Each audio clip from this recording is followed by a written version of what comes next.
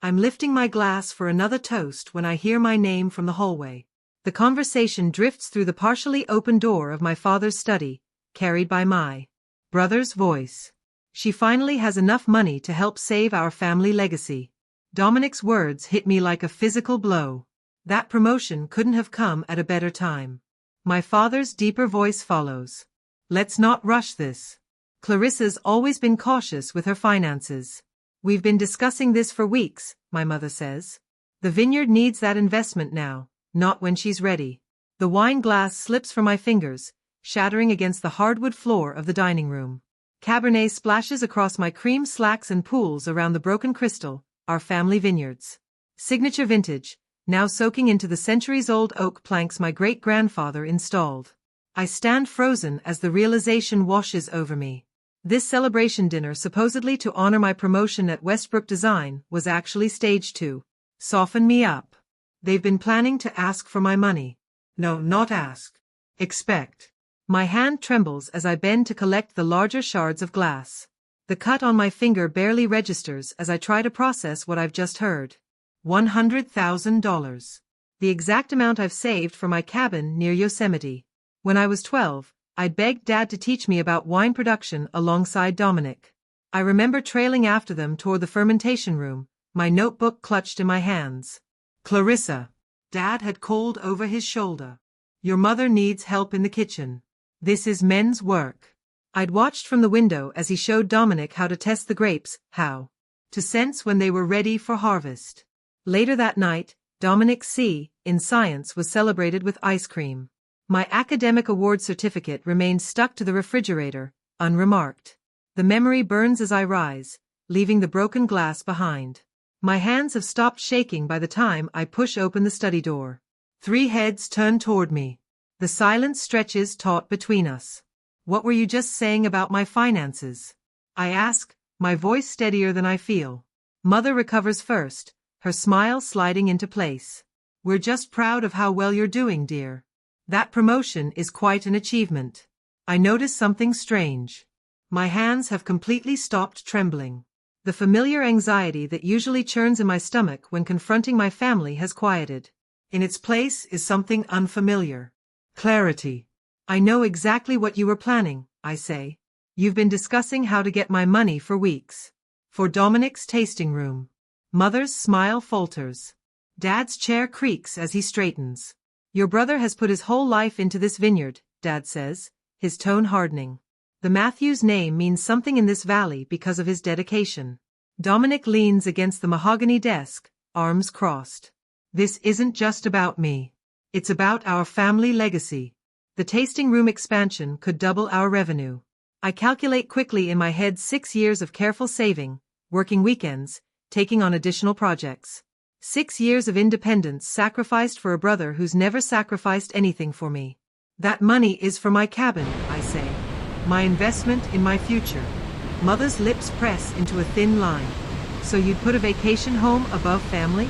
It's not a vacation home. It's my future. I meet each of their eyes in turn. And this isn't about family. It's about bailing out Dominic. Again. Dad's face reddens. You've always been selfish, Clarissa. Always thinking about yourself instead of what this family has given you. The accusation hangs in the air between us. What this family has given me. Recognition that always came with conditions. Support that was never quite equal to what Dominic received. Love that felt earned, rather than given. I'm not giving you my money, I say. Surprised by the steadiness in my voice. Not 1 cent. Dominic pushes away from the desk. Then maybe you shouldn't consider yourself part of this family's future.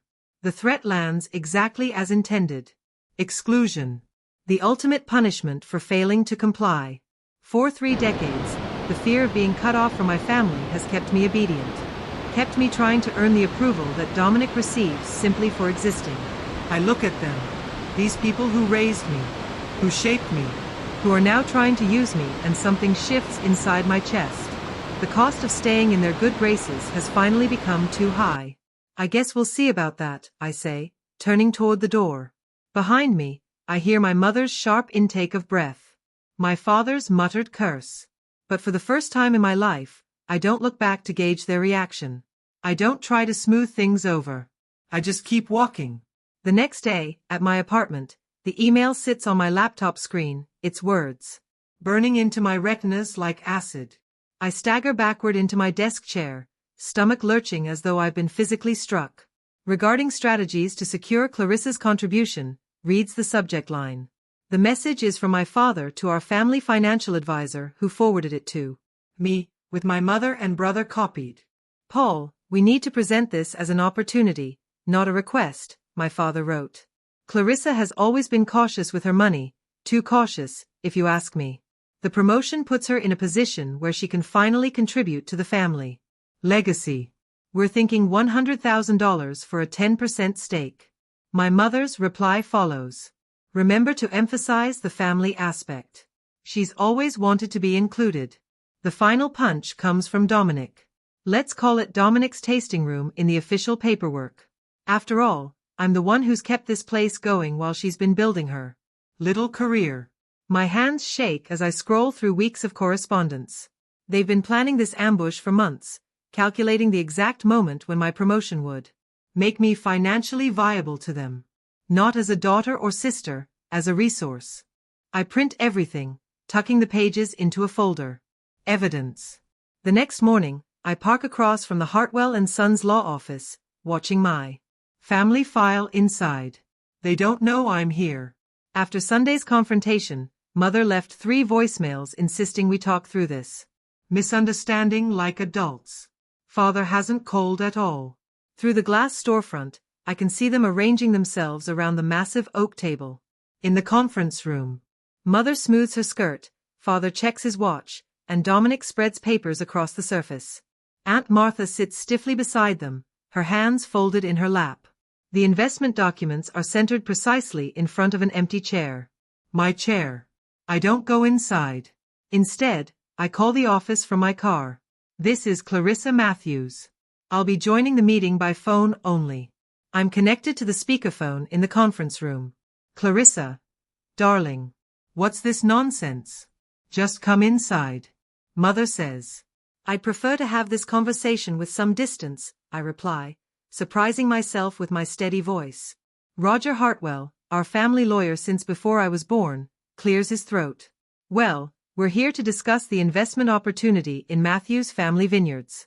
Specifically, the expansion project for Dominic's tasting room. I finish for him. Yes, I've seen the emails. A weighted silence falls over the line. Those were private communications. My father finally says, his voice tight. About me. Without me. I take a deep breath. How many other family members have you approached for money? Another silence. Then Aunt Martha speaks, her voice smaller than I've ever heard it. They got $50,000 from me last year. 4 new fermentation equipment. She pauses. The equipment was never purchased. That was different, Dominic interjects. We had unexpected costs with the irrigation system, but this time it's different. The tasting room will transform our revenue stream. Dominic interjects with Dominic. Like the wine club transformed it 3 years ago? Aunt Martha asks quietly. Or the online store before that? Through the window, I watch Dominic's face redden. My phone buzzes with incoming texts. Uncle Robert. Don't let them pressure you, Clarissa. Cousin Stephanie. Are you going to do your part for the family legacy? Grandmother's nurse. Your grandmother hopes you'll consider what family unity means to her at her age. The subtext is clear. Refuse. And I risk losing my relationship with my 8 to 7-year-old grandmother, who still believes in family unity above all else. The thought sends a pang through my chest. I do quick mental calculations, as the conversation continues in the background. 6 years of saving. Thousands of hours of overtime. If I give them what they want, I'll need at least 4 more years to rebuild my savings. 4 years of delaying my own dreams for Dominic's EDI. I need to go, I say abruptly. I have a meeting. Clarissa, wait. Mother begins, but I've already ended the call. At Westbrook Design, I bury myself in work, trying not to think about the weight of family expectations crushing me from 40 miles away. Just before lunch, Elaine, my boss, stops by my desk. You okay? You seem distracted. Her eyes, sharp behind stylish frames, assess me with genuine concern. Family stuff, I say, attempting a smile. She nods, then glances at the Yosemite cabin, listing partially hidden beneath my drafting papers. That the property you've been saving for? Yes. But my family. They want me to invest in my brother's vineyard expansion instead. Elaine leans against my desk. You know, when I recommended you for promotion, there were 3 other candidates. You weren't the most senior, but you were the most deserving. She taps my latest project proposal. Your promotion wasn't luck, Clarissa. It was earned. Something loosens in my chest at her words. One small moment of validation in a lifetime of being overlooked. As I drive home that evening, I wonder if protecting my financial future is worth the family relationships I might lose. Should I stand firm against decades of favoritism, or make one sacrifice to keep peace? With the only family I have? The cabin listing sits on the passenger seat beside me, its promise of independence almost tangible. On my phone, 3 more missed calls from my mother. I turn toward home, decision still unmade. The next day at work, the notification pings while I'm reviewing blueprints at my desk. I ignored it at first, focused on the structural modifications for the Peterson project. When my phone buzzes a second time, I glance down. A string of alerts from Facebook. Odd. I tap the screen and freeze. Dominic's latest post fills my display, a sunset photograph of our family vineyard, rows of carefully tended vines stretching toward distant mountains. Below it, his caption reads, "Family support makes dreams come true. Excited to announce expansion plans for Matthew's Vineyard. Family legacy. Vineyard life." Comments flood the post. Cousin Melissa. So proud of you carrying on the Matthews tradition. Aunt Joanne. A good sister always supports her brother. Family first. Uncle Stephen. Can't wait to see the tasting room with your name on it. My fingers hover over the screen. They've all assumed I'm part of this. Without my consent or even my knowledge, I've been cast as the supportive sister bankrolling my brother's vanity project. I close Facebook before I type something I'll regret. The office phone rings. I answer without checking the caller ID. Clarissa? It's your mother. My shoulders tense instantly. I'm at work, Mom. This will only take a moment. Your father and I are hosting a family reunion next weekend at the Vineyard. Dominic will be presenting his expansion vision to everyone. We expect you there, of course. Not a request to summons. The familiar pressure builds in my chest. I'll have to check my schedule, I say, knowing it won't matter what conflicts I cite. Family comes first, Clarissa. Saturday at 4. She hangs up before I can respond. My hand trembles slightly as I place the receiver down. They're escalating, moving this from private manipulation to public pressure. The reunion isn't about family, it's about cornering me in front of witnesses. When my cell phone rings 20 minutes later, I nearly jump out of my skin. The area code matches my hometown. I let it go to voicemail. The same thing happens twice more that afternoon, calls from my family's area code that I can't bring myself to answer. By the third call, my heart races at the mere sound of the ringtone. I silence my phone completely. Later that evening, I check my voicemail. The first is from my bank. My mortgage officer, Mike Belton, sounds oddly hesitant. Ms. Matthews, we need to discuss your pre-approval for the Yosemite property. Some concerns have been raised about your financial commitments. Please call me back as soon as possible. The room tilts slightly. Concerns? What concerns? The second message clarifies everything. Uncle Robert's voice. Clarissa, just had a nice chat with Mike Belton. We go way back to high school. Mentioned you might be overextending yourself with this cabin idea while the family business needs support. Call me. I sink onto my couch. Nausea rising. They're sabotaging my mortgage. My own family is actively working to destroy my financial future to secure their own. For the next hour, I methodically document every communication, screenshots of Dominic's and the comments, my mother's call, the voicemails.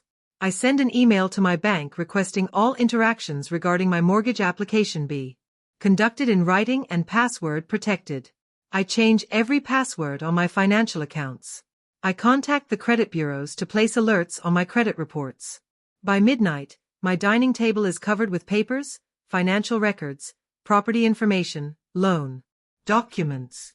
I'm constructing a fortress around my savings, brick by meticulous brick. My phone rings again. Unknown number. I almost ignore it, but something makes me answer. Clarissa, it's Sandra, your real estate agent. My grip tightens on the phone. Has something happened with the mortgage?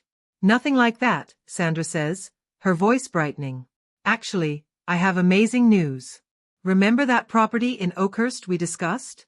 The owners just dropped the price by 15%. It's perfect for you, 3 acres, that gorgeous view of the mountains, and it's just 10 minutes from the park entrance. For the first time in days, I feel something other than dread. Is it still within my budget? With the price reduction? Absolutely. Sometimes the universe makes a decision clear. She pauses, then laughs. And wait until you hear what the locals call that ridge, Independent Ridge. I find myself laughing with her. The name couldn't be more perfect. I want to see it. This weekend, if possible. I'll set it up, Sandra promises. After we hang up, I stand at my window, looking out at the city lights. For a moment, I can almost see it, my cabin on that ridge. A place that belongs solely to me, built with money I earned through my own talent and determination. The doorbell rings, shattering my reverie. It's nearly 1 in the morning. I peer through the peephole and see my mother standing in the hallway holding a wine bottle. I open the door without greeting her. She steps inside, presenting the bottle like an offering. Matthews Reserve Cabernet, 1989. She says, from the year you were born, we've been saving it for a special occasion. The bottle's label bears our family crest, the one that never quite felt like it belonged to me. The wine inside is nearly black in the dim light, dense and valuable. This is just the beginning of what you'll receive if you invest in the family. She continues, setting the bottle on my counter. A case of reserve wines every year. Your name on a plaque in the tasting room. Your children's future secured. The calculation of it all, bringing this bottle in the middle of the night. The implicit bribe ignites something in me. My future isn't for sale, I say quietly. Not even to my family. Mother's smile falters. Don't be dramatic, Clarissa. This is about legacy. No, it's about Dominic. It always has been. We've always supported both our children equally. The lie hangs between us, so blatant it almost takes physical form. 3 decades of seeking their approval flash through my mind.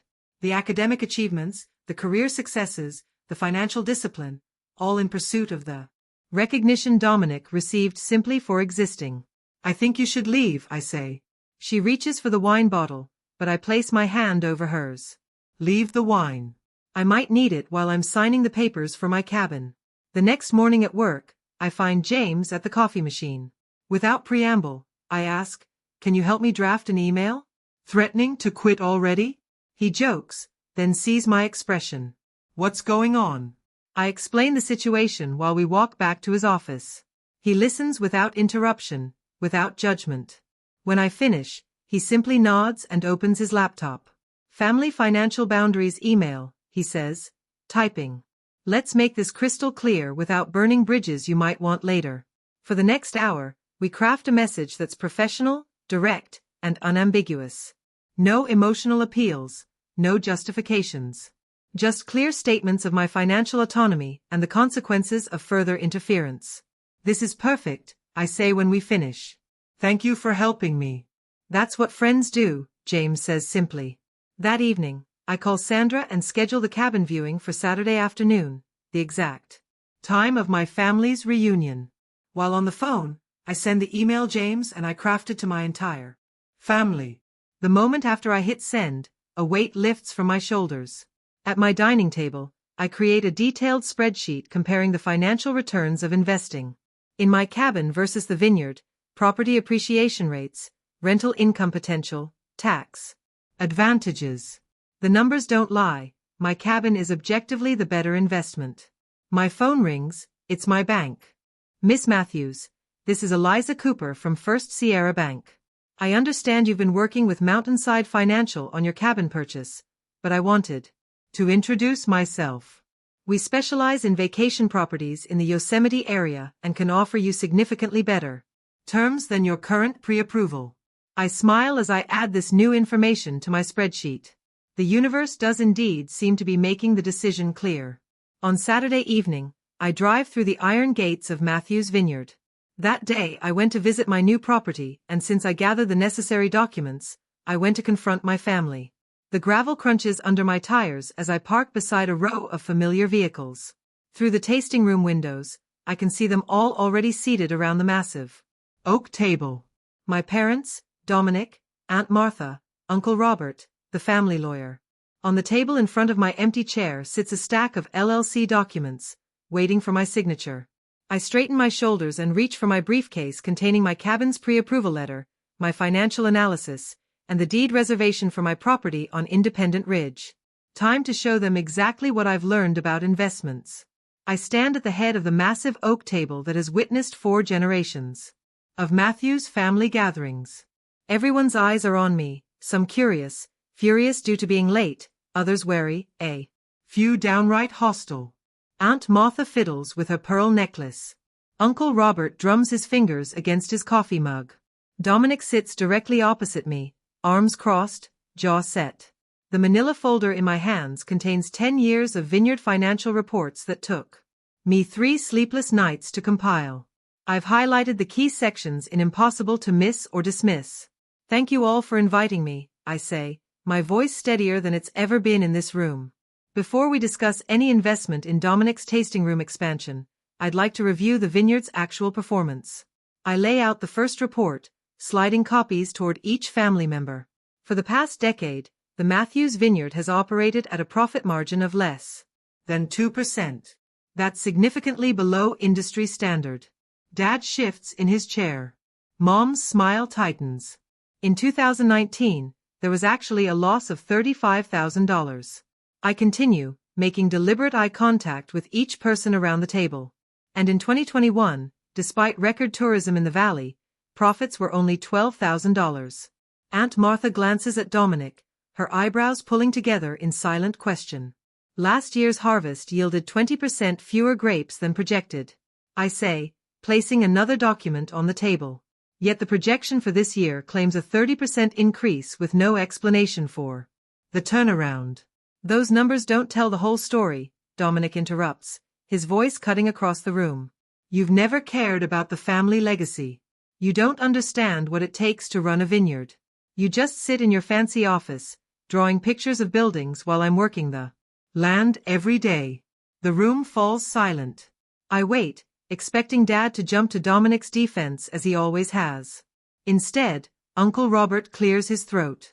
Actually, I recall Clarissa trying to learn about the vineyard operations when she was younger. He looks directly at Dad. Wasn't she the one who kept asking to help with the harvest? To learn about fermentation? Dad's face reddens. That's right, Aunt Martha says, her voice gentle but firm. I remember Clarissa asking me about bookkeeping for the vineyard when she was in high school, said she wanted to help with the business side. I was told it wasn't my place, I say quietly, that Dominic would handle the vineyard business. Mom leans forward. That was years ago, Clarissa. This is about now, about family loyalty. Is it loyalty to invest in a business I was never allowed to participate in? I ask. A business that, according to these numbers, hasn't been profitable enough to sustain itself for over a decade? Several relatives exchange glances. The atmosphere in the room shifts perceptibly. Grandmother Helen, who has been silent until now, reaches across the table to touch my hand. Would you consider a smaller investment, dear, just to keep peace in the family? I hesitate. Would a token contribution maintain relationships while protecting my dreams, or would any compromise simply enable more demands in the future? The cabin plans flash through my mind, my own piece of land, my own legacy. Before I can answer, my phone buzzes. Elaine's name appears on the screen. Excuse me, I say, stepping away from the table. I need to take this. Clarissa, Elaine says, her voice crisp and professional. I'm sorry to interrupt your family gathering, but we have an emergency with the Westridge project. The client is demanding immediate revisions to the East Wing before Monday's presentation. Relief washes through me. We'd planned this call a lifeline if the family pressure became too intense. I understand, I reply, keeping my voice appropriately concerned. I'll be there as soon as I can. When I return to the table, expressions range from disappointment to suspicion. I'm sorry, I announce. There's an emergency at work. I need to leave immediately. This is more important than your job, Dad insists. We need an answer today, Mom adds. Dominic slams his hand on the table. This is exactly why the Vineyard is struggling, because no one in this family is willing to sacrifice anything for its success. His face flushes dark red. You think I haven't put everything I have into this place? We're drowning in debt. The bank is threatening foreclosure if we don't show major improvements by next quarter. The room falls silent. Several relatives stare at Dominic with new awareness. Foreclosure? Uncle Robert repeats. You never mentioned that. Why would my $100,000 make a difference if things are that dire? I ask quietly. Dominic doesn't answer. The question hangs in the air between us. I think we all need time to process this new information. Aunt Martha says carefully. Perhaps we should reconvene next weekend, after everyone's had a chance to review the numbers Clarissa provided. Dad opens his mouth to object, but Mom places a hand on his arm. That's reasonable, she says, though her eyes flash with frustration. We'll meet here at the Vineyard next Saturday, for a final decision. As I gather my papers, I catch Grandmother Helen watching me, her weathered face thoughtful. She gives me a single, almost imperceptible nod. I walk out of the dining room with my head high, the knowledge of my scheduled cabin viewing the following morning as secret strength carrying me forward. The final blow comes next week on Saturday. I arrive at the Vineyard with the sun casting long shadows across the rows of grapevines. The tasting room doors stand open, welcoming the cool autumn breeze that carries the scent of fermenting grapes and freshly tilled soil.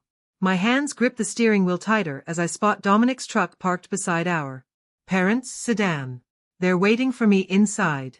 I can feel it. Dad rises from his seat at the tasting room's oak table when I enter, his smile too wide, too practiced. Mom fusses with a tray of cheese and crackers, avoiding my eyes. Dominic stands by the window, watching the Vineyard workers tend to the morning harvest. Clarissa. Dad gestures to the empty chair. We were hoping you'd join us for breakfast before the family arrives later. I set my leather portfolio on the table but remain standing. I'm not hungry. Dominic turns from the window, straightening his Vineyard logo polo shirt. We've been talking, and we have a special proposal for you. Mom slides into the chair beside Dad, finally meeting my gaze. We know how much your financial independence means to you, so we've adjusted our offer. An exclusive family arrangement, Dad adds, sliding a folder toward me. Instead of 10% ownership for your investment, we're offering 15%.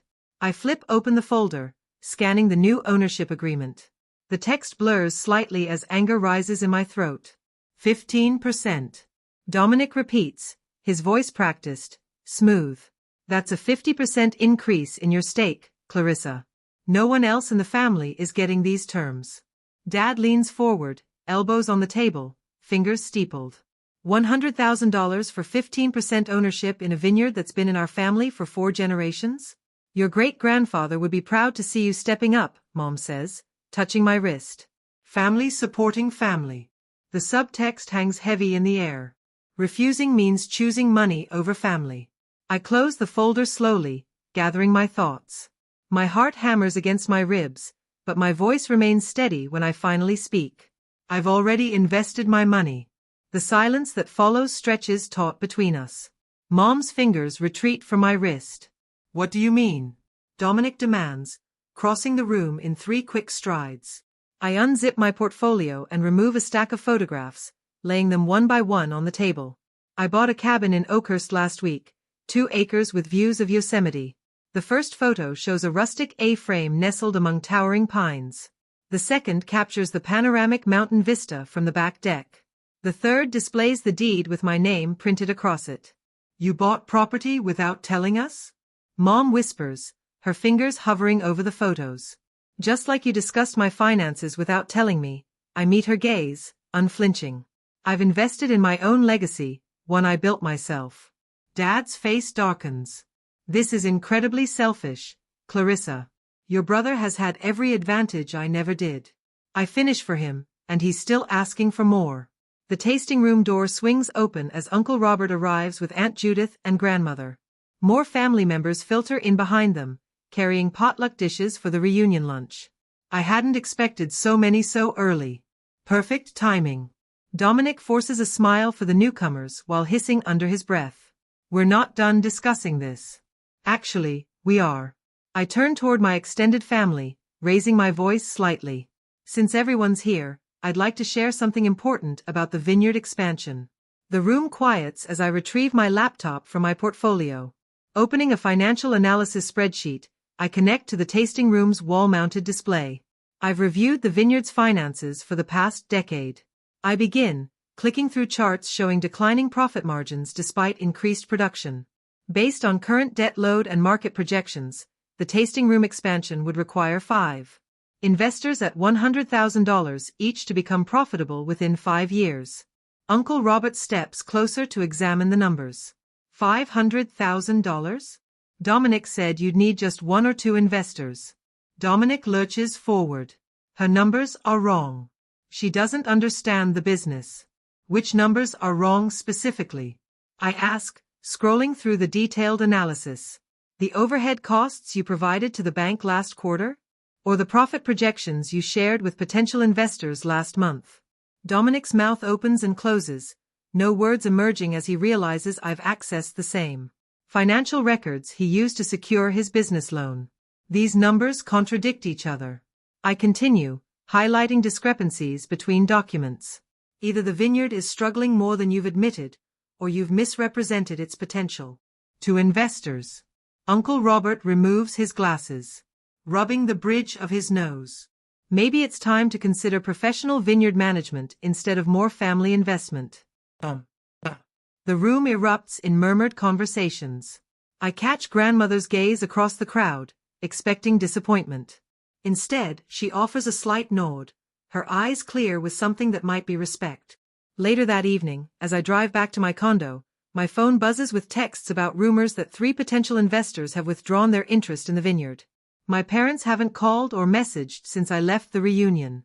When my phone chimes again at midnight, I expect another angry family member. Instead, Dominic's name appears with a message. We need to talk privately.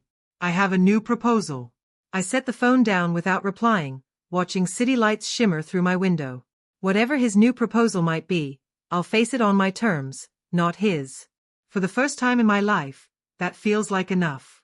Based on current debt load and market projections, the tasting room expansion would require 5 investors at $100,000 each to become profitable within 5 years. Quote. Uncle Robert steps closer to examine the numbers. $500,000? Dominic said you'd need just 1 or 2 investors. Dominic lurches forward. Her numbers are wrong. She doesn't understand the business. Which numbers are wrong specifically? I ask, scrolling through the detailed analysis. The overhead costs you provided to the bank last quarter? Or the profit projections you shared with potential investors last month? Dominic's mouth opens and closes. No words emerging as he realizes I've accessed the same financial records he used to secure his business loan. These numbers contradict each other. I continue, highlighting discrepancies between documents. Either the Vineyard is struggling more than you've admitted, or you've misrepresented its potential to investors. Uncle Robert removes his glasses, rubbing the bridge of his nose. Maybe it's time to consider professional vineyard management instead of more family investment. The room erupts in murmured conversations. I catch grandmother's gaze across the crowd, expecting disappointment. Instead, she offers a slight nod, her eyes clear with something that might be respect. Later that evening, as I drive back to my condo, my phone buzzes with texts about rumors that 3 potential investors have withdrawn their interest in the Vineyard. My parents haven't called or messaged since I left the reunion. When my phone chimes again at midnight, I expect another angry family member. Instead, Dominic's name appears with a message. We need to talk privately. I have a new proposal. I set the phone down without replying, watching city lights shimmer through my window. Whatever his new proposal might be, I'll face it on my terms, not his. For the first time in my life, that feels like enough.